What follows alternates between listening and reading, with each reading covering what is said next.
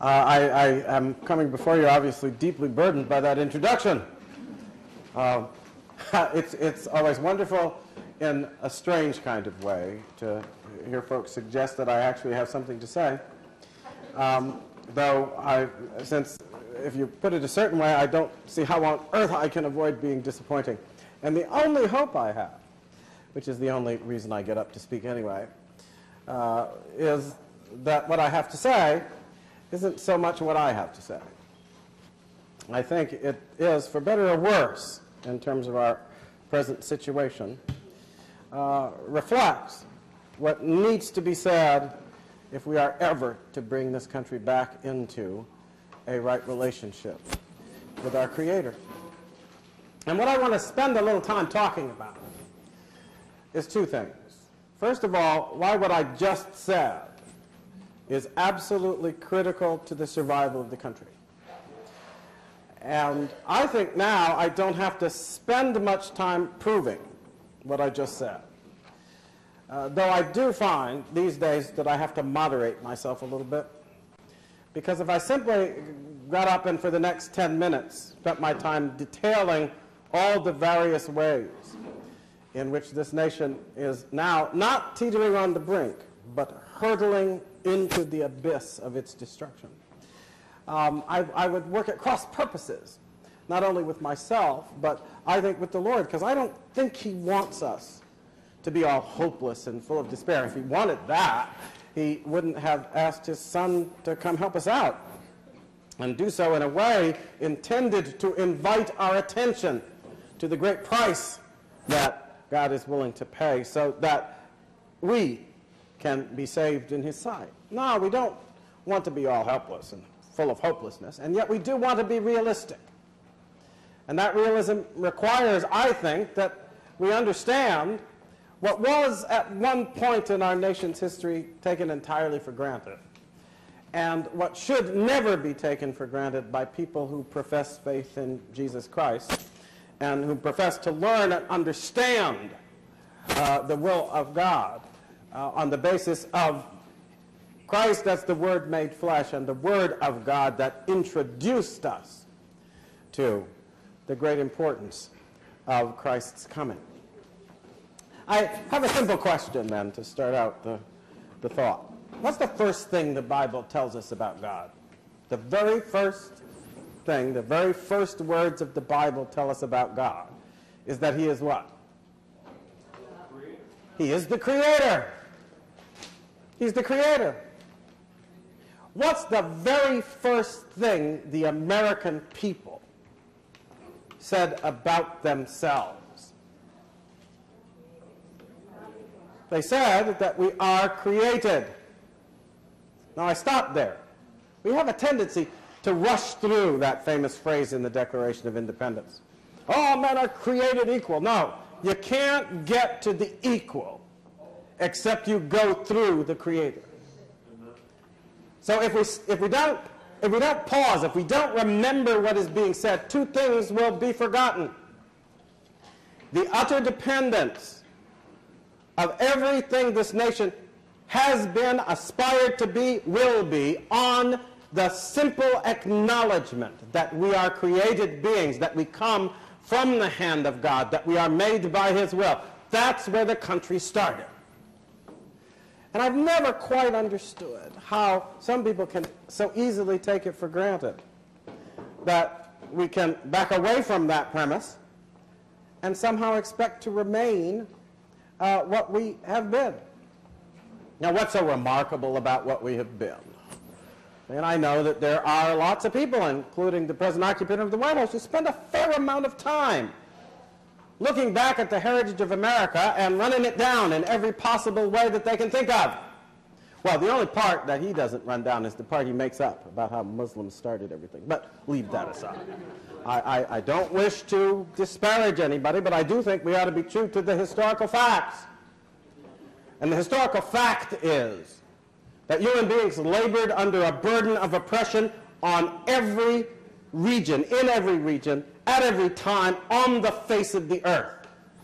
That there was no relief except what came occasionally by the providence of God, I would think, in the form of this or that individual or ruler or rulers who wanted to back away for a while from what had been the general and brutal evil that dominated human life pretty much everywhere on the globe. Never knew when it was going to break out against you. No sense of justice except what was identified with human power and human will. No sense whatsoever that there was a basis for looking at every creature created by God in human form and saying, that person deserves to be respected in their dignity, because people didn't have it. And we've forgotten that now in America. Well, in my upbringing wasn't exactly able to forget it entirely, obviously, but I think a lot of us take things for granted in this country that we shouldn't.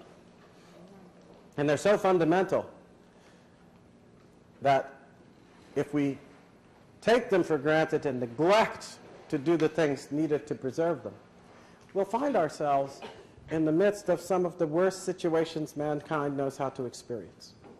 I was reminded of this some months back. I was working on a piece I was writing on, and aside from remembering Charles Dickens' famous line, the best of times, the worst of times, I went back to look at that and ended up exploring a little bit the various depictions of the Tale of Two Cities that have taken place in film and in other respects. Ran across a scene that depicted the noble lord. It was kind of the focus in France of a character depiction, and he was depicted as driving wildly through the street on his way to some evening do that he was attending at the house of some noble lady and so forth and so on, and he runs down a child. And the film depicts him running down the child and feeling a kind of bump in his travels. The coachman is tempted to stop, and he hits the top of the thing and tells him to drive on, right? And the child lays dead in the street. If we have any American sensibility, you would realize how shocking that is. How many of you expect that if you are run down in the road, nobody will be held accountable for it? Leave aside if someone runs down a child in your neighborhood, that no one would be called to account. Well, we expect that somebody is going to be pursued by the local law enforcement folks, and they'll be run down, and they'll be tried, and they'll be convicted if they're the ones who are guilty, and they'll pay some penalty, sometimes a dire one that eats into the rest of their lives. And it doesn't matter who you are. Somebody is going to take responsibility for making sure that happens. What if you lived in a world where that wasn't true? As many people still do to this day. Why do they live in such a world? Because they live in a world where some people count and some people don't count. Where if you were to put somebody who was a famous scientist on trial because they had raped and murdered an innocent young girl, right? The lawyer would get up and say, well, this man is working on really important research that's going to be a benefit to all mankind. You can't sentence this man to capital punishment. You can't send this man to life imprisonment. What's going to happen to the great work that he's doing? Well, you chuckle. It's worth it, I guess, but you realize that case did happen like that in the United States. A lawyer tried to make that argument to a jury. Can anybody guess here what the jury did? No. They sentenced the man to life in prison for the crime that he had committed. Because you don't get away with that in America. It doesn't matter what superiority you claim. It doesn't matter what work you think you're doing. Every human life, according to the understanding that we take for granted in this country, has to be respected by everyone who lives. That's the law. That's the rule. We may or may not always live up to it, but that's what we're supposed to respect. And we've been able to count on it ever since the beginning. Why? Well, it was because of that simple acknowledgement. We're all created equal. We don't pause enough over that. Oh, those simple words, the most important words, I believe, that were voiced in the name of the American people ever. Ever. No words more important than that, ever spoken in the voice of the American people, since those words were spoken in our name. And why would that be? Well, it's at least in part because that premise of equality, we kind of take it for granted. But you do realize that, and I remember thinking about this some years back when George Bush Sr. had nominated Harriet Miers for the Supreme Court. And people going back and forth about whether she was really qualified in this way or that and the other thing. And I remember running across a speech in which she had, after she was, had her born-again experience and was a professed Christian and said she was pro-life and so forth. I remember running across a speech that she gave to a ladies' organization in which she said that she didn't believe that any issues should be considered in our politics that couldn't be addressed on a scientific basis. And when I read about that, I said, whoa, wait a minute. Because I thought of that phrase, all men are created equal. Okay? And you know what? If you were to do an empirical study on the question, are all human beings equal? What would you find? Scientific study would probably verify the truth, the empirical fact that there is almost no respect under the sun in which human beings are equal. Some people run faster, some people think faster, some people are more dexterous with their hands and so forth and so on. You name a human endeavor and you will find that some people are better at it than other people. Those differences seem endemic. It seems to be part of the way God made us. We bloom in various ways, and those various ways end up reflecting different talents, different abilities, different dispositions, different predispositions. And so when you come right down to it, as a matter of scientific fact, the only way in which we're all equal is that we're probably all made of pretty much the same relatively worthless chemicals that you could put all together and buy in some form or another for a few dollars. That's our equality. But as human beings, fully realizing our nature and potential, we are endowed by different gifts, and we end up, with respect to the outcome of that endowment, ending up in different places that account for the great diversity of our world. So what sense does it make to say that we're all equal? Well, actually, in scientific, material, and empirical terms, it makes no sense at all. Some people are poor, some people are rich, some people are super intelligent, some people are lacking a little bit in that, some people are cheerful, and some people are glum, and some people have a sunny disposition, and other people get up on the wrong side of the bed every day.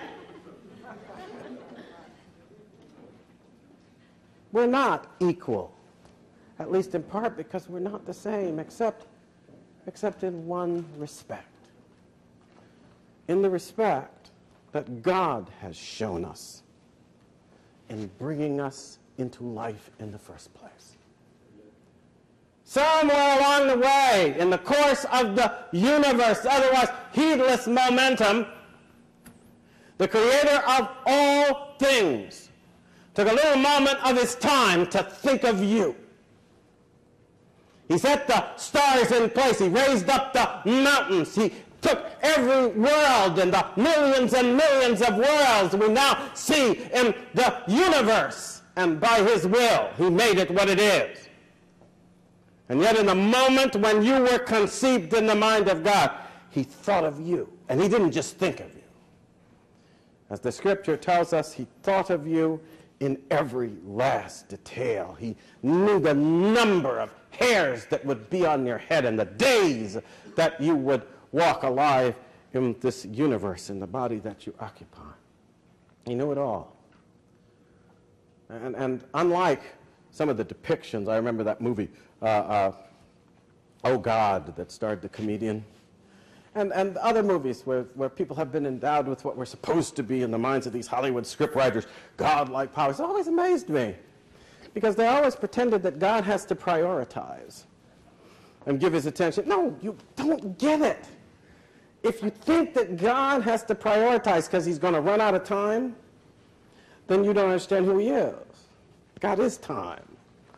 And if you are time, you can't run out of time. Doesn't that make sense? I'm losing. Pulled out my pen. If you are time, you can't run out of time. You always have the time. But you don't have to take it. Why? Because you're absolutely free. Because there's nobody who can tell you what to do.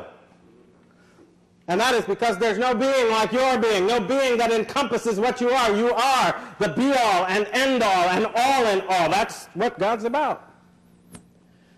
So when God took a moment to think you into existence and to put together every last detail of the universe, not just of you, you see, we forget that. Because, I mean, at the end of the day, you do have to take care, don't you? It always reminds me of those moments. I don't know if any of you have ever watched any of the various and assorted parts of the Star Trek saga, but they have machines in Star Trek that will transport people. You know, you sort of shimmer out of sight in one place and shimmer into sight in another. Who knows whether any such thing will ever be possible. But they always have to worry about whether somebody's going to shimmer into sight inside a bulkhead or at the heart of a sun or something, right? Oops, that wouldn't work. Right? We don't think of it very often. But in order for us to be here as we are, God had to arrange every last detail of the universe to accommodate the possibility of our existence. And that meant that he not only thought of you in the moment in which you came to be, he thought of you in the moment in which the universe itself was conceived in his will and in his intention. Your life was a part of his thinking. And it's just like anything else that can be done by a being of such majesty. I mean, if you live in a society where, and it's why people get all excited sometimes if they happen to live like the British do in a place where there's a monarch. It's a great thrill. Queen is moving along her way, and she takes a second out to stop and say hi to you, calls you by name, and then moves on. People will remember that their whole lives. And our little human potentates don't hold a candle to he who is the Lord of the universe. And yet the Lord of the universe thought of you. He not only thought of you and you and you when he made you, when he created you, when he conceived you in that moment when you were to start your journey toward existence. He thought of you when the very first spark of the universe in which we live was brought to be by his command. So when he said, "Let there be light," he was thinking of you. And in that fact, we are all of us, each and every one, equal because we are equal in the intention of that moment of God's will. Because when he spoke his word included the syllable that we speak now and shall speak with all our lives.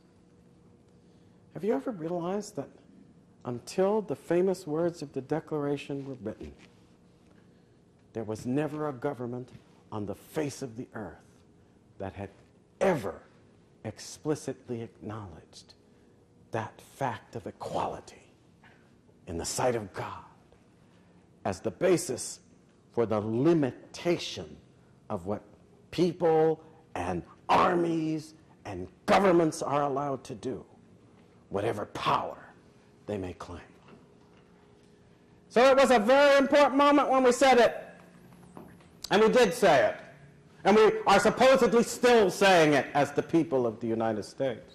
Because it's written right there in the Declaration that signifies our independent existence in the world. And it was put into effect respect in provisions that actually looked at the power of government.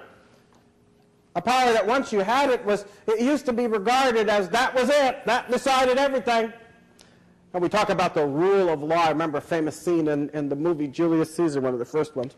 One that had Elizabeth Taylor in it and so forth. And Caesar is depicted at one point talking to somebody.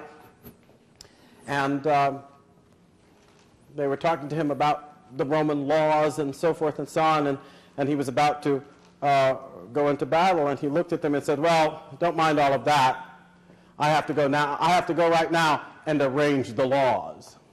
He meant arrange the legions in the order of battle that would win the victory that made him the law.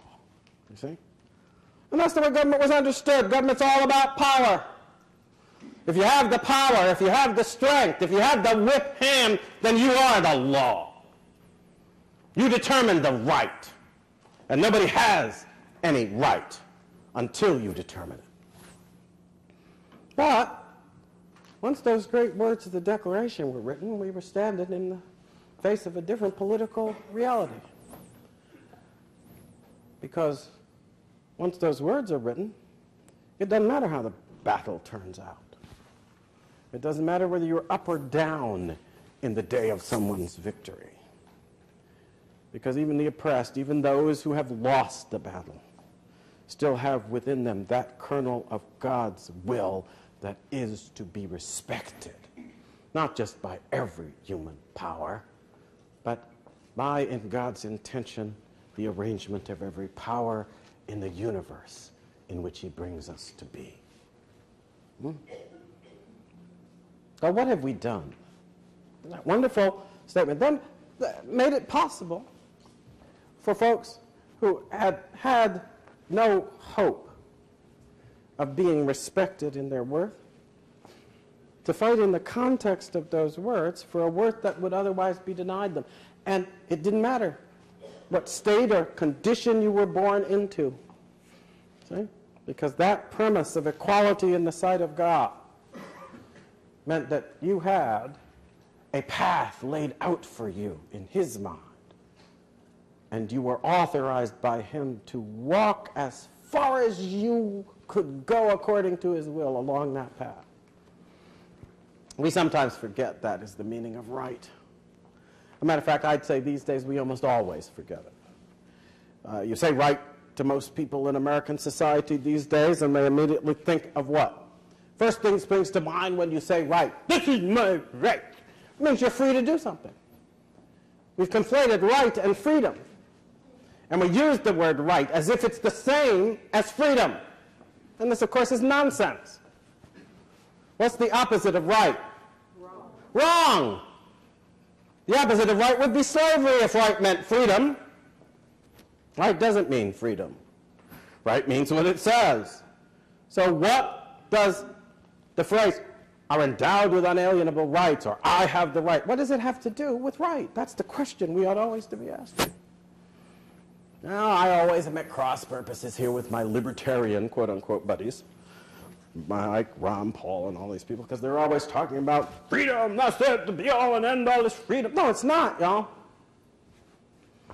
Not in our society and not in any decent one. And one of our founders put it in the Federalist Papers quite succinctly.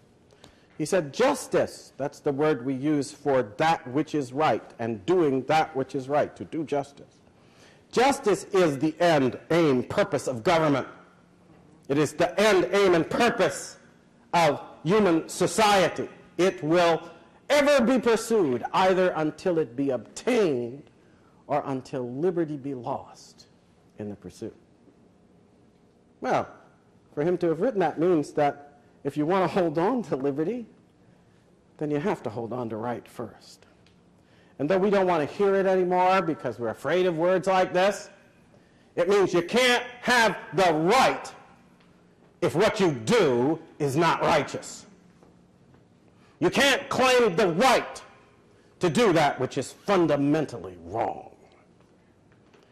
And yet we go around talking about our freedom like it means the freedom to do as we please, the freedom to crush whoever we have the power to crush, to beat whoever we have the power to beat.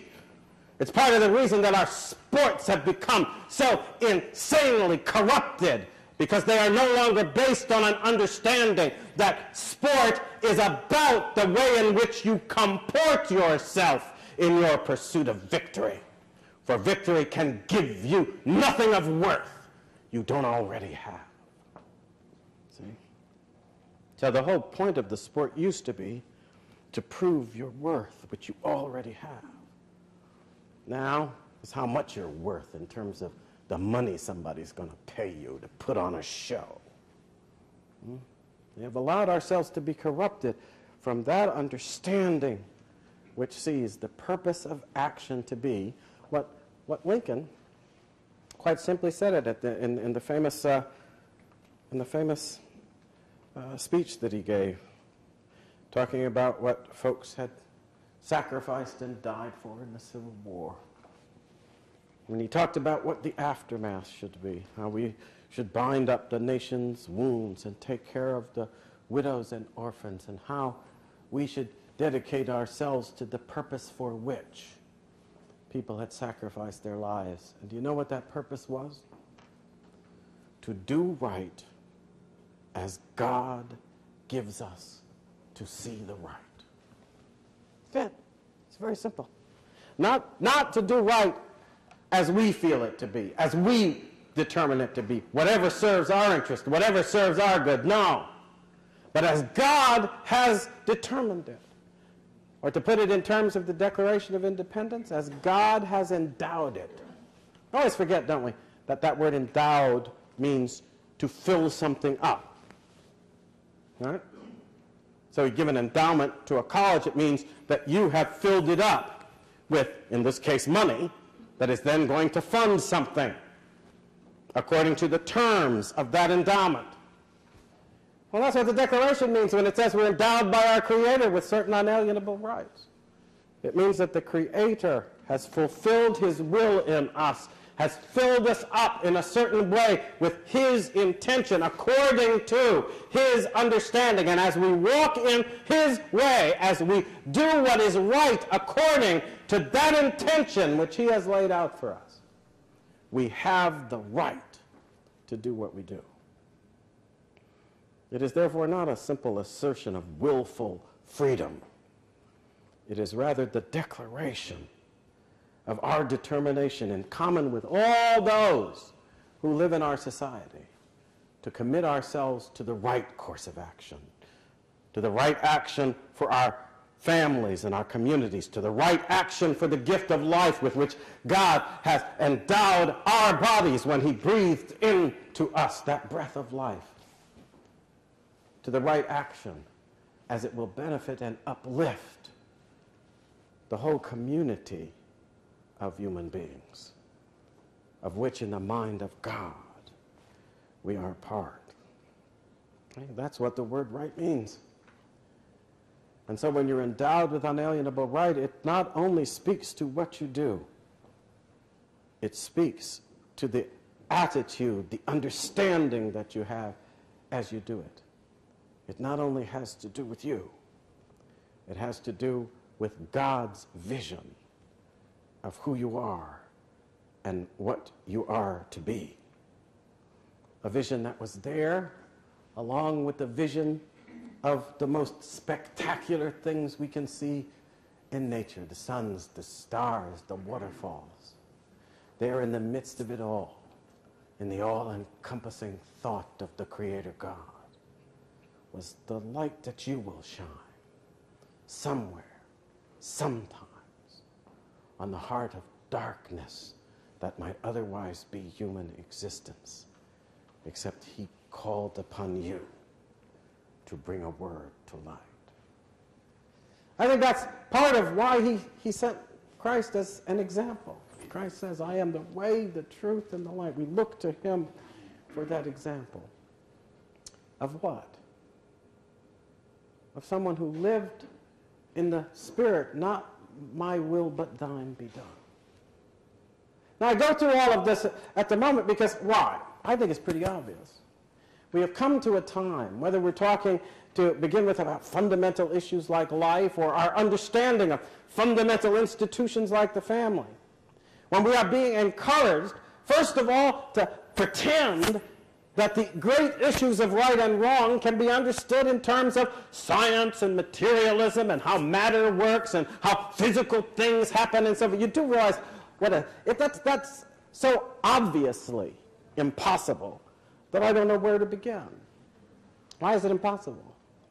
Because that kind of science can tell you many things. You walk into a room where there's a dead body. That kind of science can tell you these days how long the body's been dead, what the shape of the instrument was that caused the terrible wound, or the poison that was running through the bloodstream that caused that death to occur, and so forth and so on. They can probably, by looking at other trace evidence in the room, tell you whether the person was male or female, get their DNA, and they'll give you a background of all their different physical characteristics and possibilities. They'll know a great many things. And they may even at some point be able to tell you, who killed them, and somebody else can find the facts. Why did that person die? What can't they tell you? They can't say a single word to you about whether what happened to that person was right or wrong, just or unjust. That's something science cannot know. And even the greatest scientists admit that science cannot even address. Why? Because in order to address it, you would have to understand a dimension of human life that you can't measure. And yet each and every one of us experiences it. Pretty much every time somebody does something that threatens to impinge upon or damage our lives. Have you ever noticed that? How quickly you protest? It's in that moment when somebody has stepped on your foot or threatened otherwise to treat you as if you were little more than the chemicals and water from which your body is composed, treating you like a punching bag or otherwise disregarding what is your person. How do you react to that? Well, the first thing you do is protest. The word protest is wonderful in that regard. Protestare, from the Latin, meaning to bear witness for. What do you bear witness for? You bear witness for the fact that behind this facade of physical outward appearance, there is someone within. And that someone within cries out in protest against being treated as if they're not there, as if there is nothing more to their lives than what we can see and feel and touch and damage in some physical way. Treat people as if they are no more than the stones that we kick with our foot, and they will cry out to remind us. And given what God has endowed us with in other respects, as they get older and more educated, they'll be very articulate.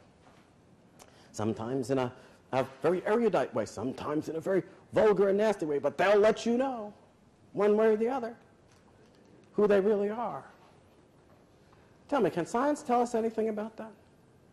Science can only tell us about what it can observe, what it can see. It may not be the eyes that see, but the instruments and other things.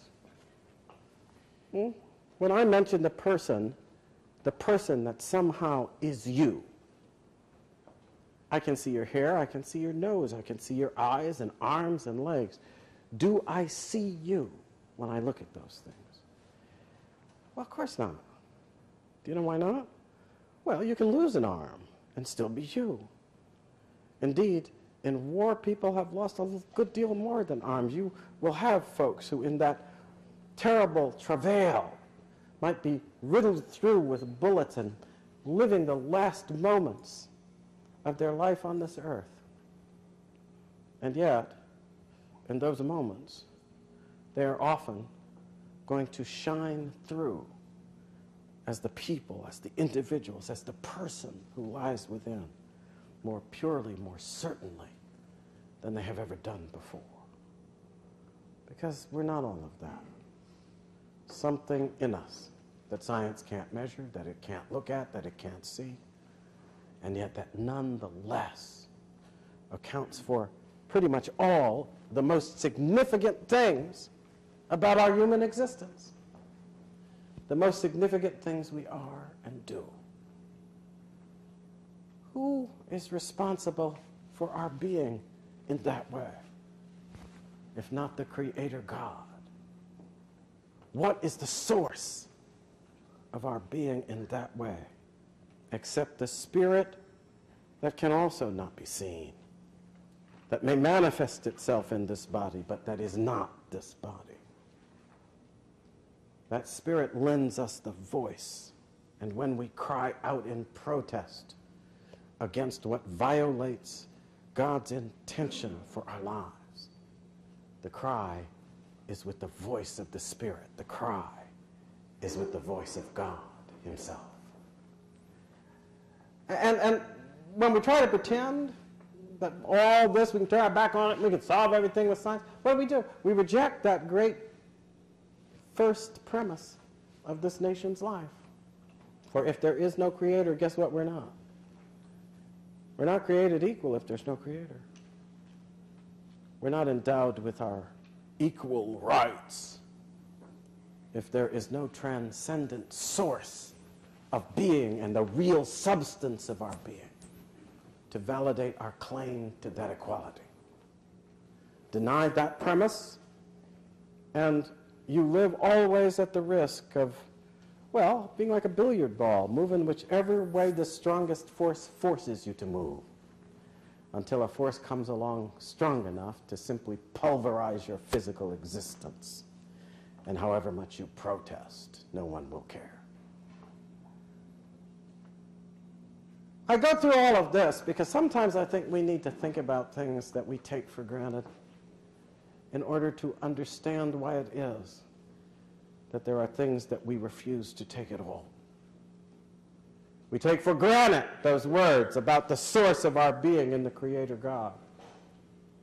But it is those words in the end that bring us together here today. Those words which validate the understanding that Christ validated from the cross, that God validated when He sent His Son to die there. That something at the very heart of what truly is in all this universe, something in the very heart of the being of God Himself, has warranted and authorized and cared for our lives. Not just when we sit here at this table, cherished and loved by parents, admired perhaps for our beauty by friends, validated because we have done this and have that talent. No, but from the moment the first cells come together, from the moment the first human cells divide, God's thought in forming what they shall do, understanding what is to happen, and having toward that outcome the benevolence of the one without whom you would never even have been a thought. It's there already in the mind of God. And in order to achieve it, what did He have to do? Well, He had to do one of those things that we human beings don't do very easily. And most of the time, I think we just utterly lose sight of it. I didn't see it really myself until I spent some time meditating on what the Scripture tells us and what some of the great thinkers like Thomas Aquinas and others have made of it. You know? Who is God? God is the all in all, the being created by no being. Except His own will, there is nothing else. Well, why on earth would such a being, needing nothing, needing no one, actually put aside that absolute perfection and wholeness in order to kind of to rip Himself apart so you could be here? Why would He do this? See? What is it we human beings often dream of? We often dream of being at peace, at one. We dream of being in a place where nothing disturbs the absolute serenity of our being. Well, guess what God had to do to bring us here? He had to make a conscious decision to get up off His comfort. That's what we're told. We don't recognize it, but But when we are told about Jesus Christ that he did not count it robbery to be accounted equal with God, it meant he was in perfect union with God as one of the persons of God. There was nothing that could disturb his peace, nothing that could challenge his power, nothing that could in any way be conceived of as a need. So what need had he to come for us? Well, he had the same need, quote unquote, that his Father God had for bringing us into existence in the first place, which is no need at all, except the need that he created with his love. How often do we think of that? But if we don't think of it, then we don't understand why we have gathered here in the cause of life. And we also don't understand why, whether we succeed or fail at it, is not just a question of what happens to the babes in the womb. It's not even just a question of what happens to the mothers whose souls, whether they know it or not, and whose consciences, whether they acknowledge it or not, will be rent and seared and burdened by the denial of God's gift for them. Oh, we don't sometimes realize that beyond the particular consequences, for good or ill, of what brings us here today, there is a general consequence, especially amongst us here, for the society in which we live. For in a decision that was taken in Roe versus Wade, the great first premise of right and justice in America was denied. I've said this for many years, and so have many others tried to get Americans to see. I was conscious of it, I guess, in a very poignant way because of my own personal background. It's the same issue that was involved when people had to come to terms with the evil of slavery, for instance. You can't have it both ways. You can't treat the premise of human equality in the eyes of God as if it applies to you, but does not apply to those who are more helpless and voiceless and vulnerable than you. For if you make the voice and the strength and the invulnerability the measure of what is just, then the stronger and more invulnerable one who comes to take your life will do so with impunity. And all justice as equality will be gone. And don't think that that's theory, because no society in the history of mankind had made it the explicit premise of social justice until this society came into being. And no society had ever even thought of making it the premise until Jesus walked the earth. What does that mean? It means we have a special challenge as Americans. It means we have a special burden in America as Christian people responsible for the gospel of Jesus Christ. Amen. For whether we want to see it every day or not, whether anybody else wants to acknowledge it or not, those words that acknowledge the equality of all in the eyes of God would never have been spoken if Jesus had not lived as he lived, if he had not died upon the cross as he died for all who were willing to walk God's way of life to salvation. So as we gather here today, know that we are called in a special way by the providence of God. Born as we have been into this challenging time, the truth is that we are called to walk a special way along the road to Calvary. Have you ever read that account in the Passion? Of course you have. You hear it every year. Where the Romans impress Simon into helping Christ with the cross. Well, what they introduced Simon to in that moment, Jesus had actually introduced his disciples to before that moment. He looked at them and said what? He looks at us and says what? Take up your cross. Remember those words? Take up your cross and follow me. I ask you one question. When Jesus looks at you and says, take up your cross and follow me, where do you think you're going? Last time you went to a party, did you carry a cross? Last time you went to a festive dinner, did you have a cross on your shoulders? When he says, take up your cross and follow me, he is inviting you to walk in his footsteps on the way to the cross. To lie in his bed of pain on the place that is the cross. And to bear for others, not for your own sake, the sacrifice that God himself has made so that each and every human being can walk this earth as he intends. His cross is our cross. His burden is our burden. And the call of God upon his life is the call of every Christian's life that we must hear and heed, or else we walk not in the way of our Lord. And departing from that way, in this time, we walk no longer in the way of justice, no longer in the way of equality, no longer in the way of that liberty wherewith Christ hath made us free. Look around you.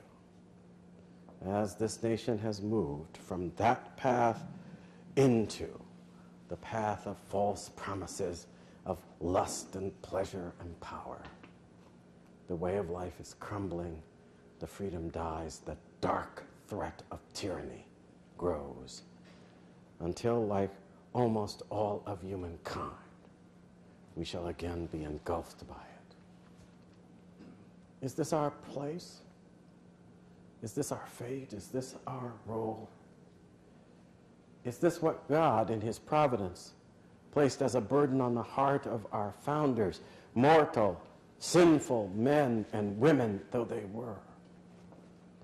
Or was it a burden for the destiny of humankind, the better destiny, conceived in the eye of God, whereby his love and mercy, justice rules, whereby his love and mercy, law, takes hold not just of the body, but of the heart and of the minds of human beings, taking the place of the armies, taking the place of the police, taking the place of all the ways of power that constrict men to do right. The simple voice of God, the simple spectacle of Christ, calling within us, shaping within us the righteousness that makes us free. I think this is the call that brings us here today. But it's not just a call that we respond to.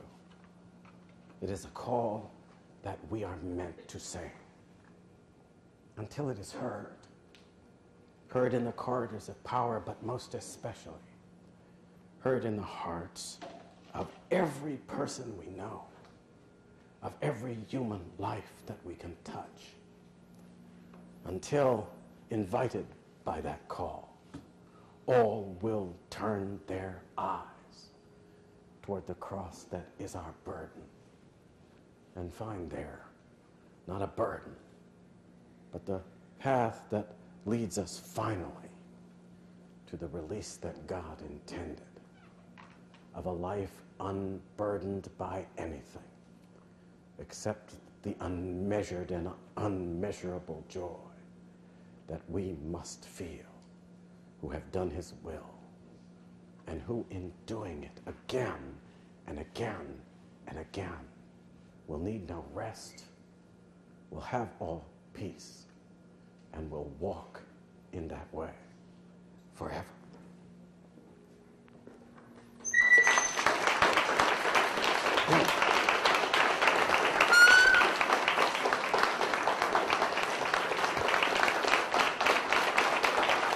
One thought.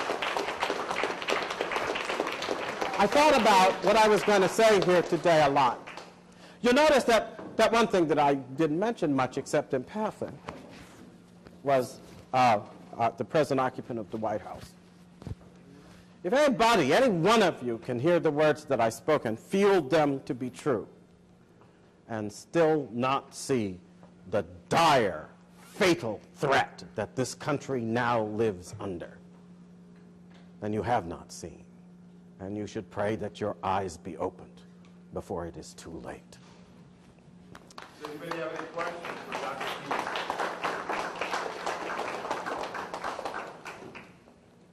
Yes? They have been discussing about suing President Obama, possibly impeaching President Obama over all these lawless acts that are going on, where he chooses one law to follow and to enforce and another one not, and where this lawlessness is occurring. How do you see that playing out? Because I don't know. Well, one sort of kind of fateful fundamental fact, which I think our founders saw very clearly because they had to see it, right? They lived in the midst of a time when they made that choice themselves. It's the choice, as that Patrick Henry sort of put out there in that famous speech. It's the choice between liberty and death. Now, what I tried to talk about today was the real nature of that choice on the spiritual plane, because that's what we're choosing between, isn't it? We're choosing between liberty and death. Christ, who is the way of liberty that leads to life, and otherwise, we are choosing a path that leads to the death that has no end. But that's the same thing the country's choosing. Now, by the providence of God, the founders actually created a constitution that was intended to do what they did, or tried to do. A foresight without which the country would never have existed was at work when this country was in the process of coming into being. John Adams wrote in a letter once that the revolution didn't occur during the war or as a result of the war. The American Revolution, he said, took place in the minds and hearts of the people in the 15 years before the war. And that's what gave them the understanding and the moral spirit to stand up for their liberty. Put it simply, that's what you're always going to face when evil tyranny is demanding that you act in a way that the Lord forbids.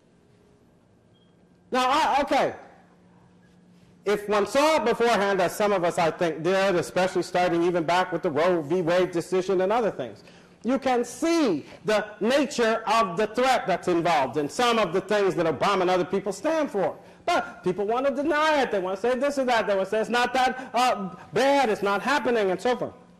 What's going on right now is that the consequences of turning away from that true acknowledgement of God's justice that is in the Declaration are now starting to sweep like a tidal wave over this country. And people are starting to wake up. They're starting to give speeches in the Senate about how this is going to destroy us. Our whole way of life is being undone. Our rights are being trampled. And we are coming under the heel of an unlimited dictatorship. The kind we fought against the whole time that this country acted in the world. That's what's happening. But people keep telling me and trying to say, well, what do we do? And I said, well, it's very simple. We all still profess, don't we profess? I mean, I believe in the Constitution of the United States. I think that Obama ought to obey it. Well, I think we ought to obey it then. What does the Constitution say should be done when you are faced with a tyrant who disregards the provisions of the Constitution? That tyrant should first be accused of his crimes. That's impeachment. Everybody forgets this. Impeachment does not mean removal. Impeachment does not require removal. Impeachment is simply the stage at which you make clear crimes are going on here. And your representatives are supposed to declare those crimes regardless of what the Senate may or may not do. That doesn't matter. Because in the first instance, the other part of what's happening in all of this is that it's not just about what's going to happen in the Congress. If let's say we come to the stage, and I'm not saying we will, but it's all the ingredients are in place. A few years ago when I talked about this, you would have had to say, well, where's this and where's that and so forth. Well, now we can see the corruption of the military. Now we can see the breakdown of the country's moral character and fiber meant to induce people to be cowards in the face of oppression. Now we can see the stockpiling of weapons all around the country. And finally, now we can see the importation of a foreign force intended to respond to the tyrant's will instead of ours that could be armed from the caches that he has created all over the country. We may not be thinking about war, but it seems to me he is. I agree. And that being the case, what is the one most vital preparation for war? People get this wrong all the time. I talk to folks. I'm a big supporter of the Second Amendment, but I'll tell you something. Guns are only worth the heart that uses them, and the courage that sustains their use, and the righteous conscience that makes sure they are used rightly. Otherwise, they're just worthless instruments of evil. And so what is going to be our most important resource? It will be our conscience. It will be our moral spirit.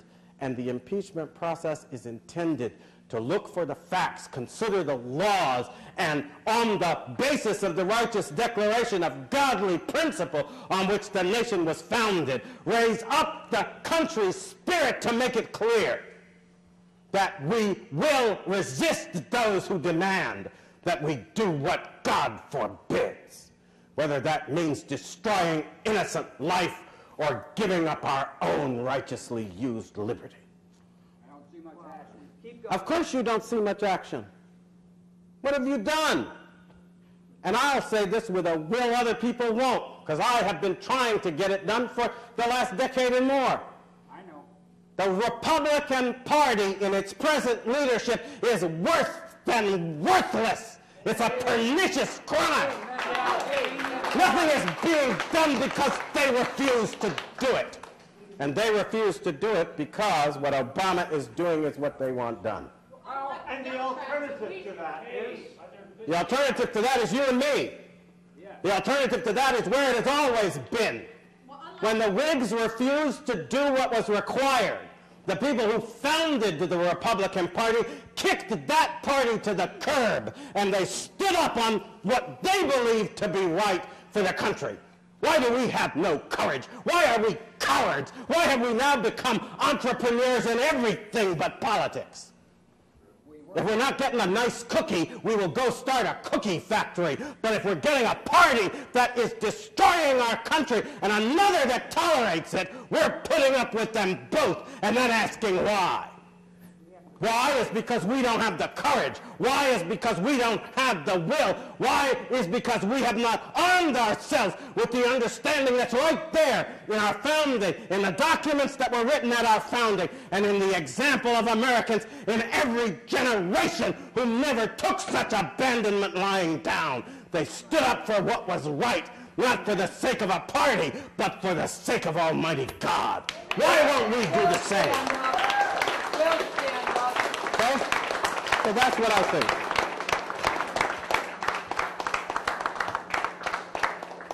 I'm glad y'all can. I have been wanting to get that off my chest for the longest time.